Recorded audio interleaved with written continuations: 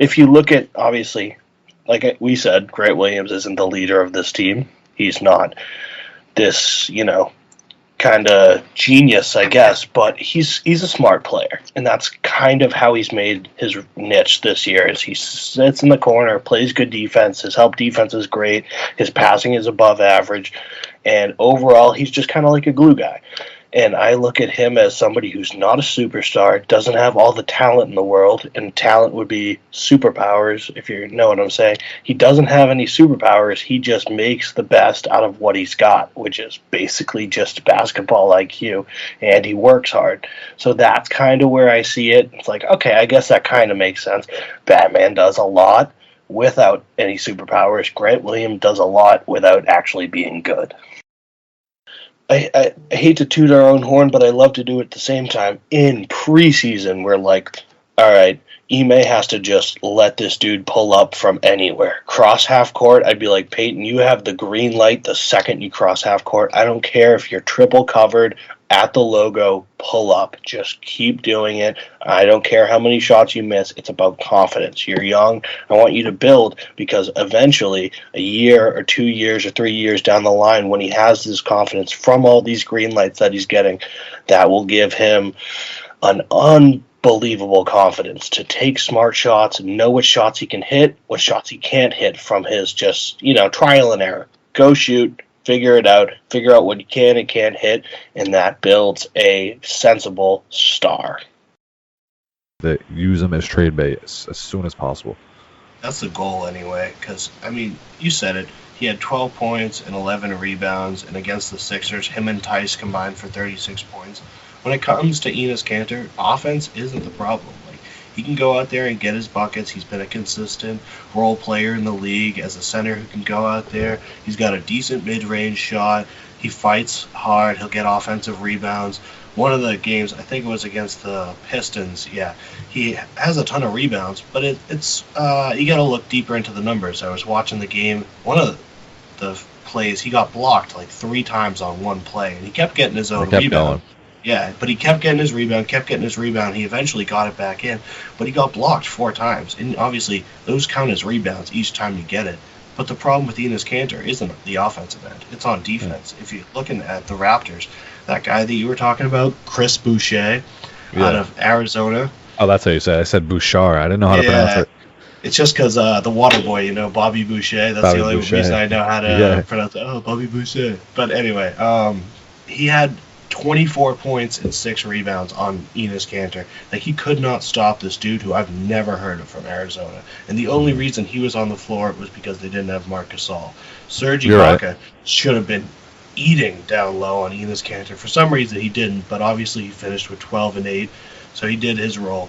But on the defensive end, we need somebody better. We are against people like Joel Embiid and all these great centers in the league, Nikola Jokic. Enes Kanter isn't going to do anything to stop those guys.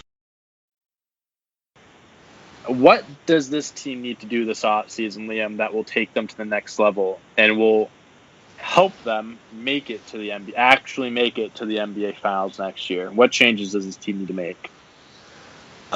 These changes should all revolve around definitely getting rid of Enes Kanter, and either getting rid of or benching Daniel Tice, and leaving Daniel Tice as a role, a presence off the bench. I think they need to get a competent big man. I preached that from the beginning of this year. Seems like everyone in Indiana is pretty unhappy with the situation there. If anything could work out where we could get a trade for Miles Turner, that'd be a dream come true. A huge 7-footer who can stretch the floor. I think he'd be perfect in the Celtics system. They just need a competent big man down low. That was the biggest thing they were lacking.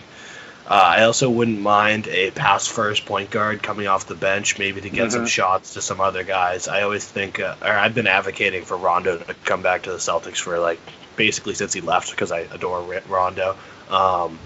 So somebody like that who can just come in, and even if Kemba's not hitting his shots, you can put this guy in and he'll work the offense, set the tone, run everything at his own pace, and just set people up for good shots. We have so many weapons, you might as well start using them.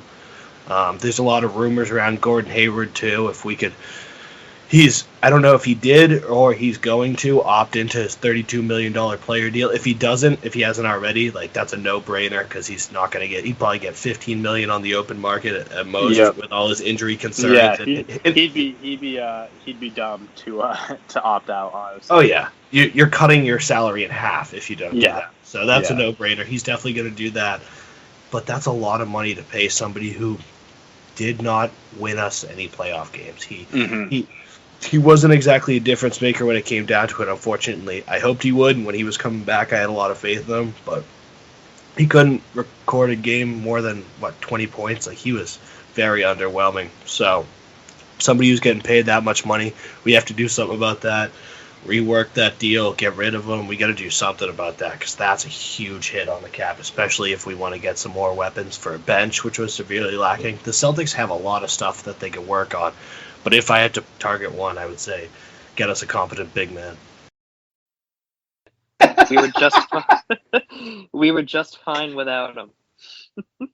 God, tell me how you really feel, KG. This dude's so funny, it hurts. I haven't spoke to his ass since he left us. So cold, so unforgiving. So then it kind of contradicts my opinion of me thinking, I think he's reacting to LeBron. But, I don't think he's reacting to LeBron.